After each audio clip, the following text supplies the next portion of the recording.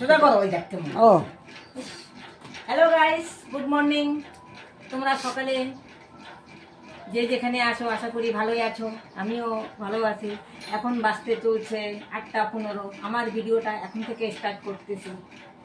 তা বিছনাটা ঠিক করে নেই।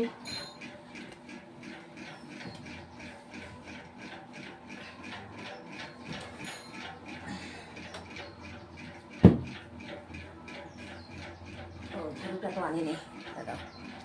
এখন যে তোকে না, ওই যে তুমি কোনো কথা বলো না তো।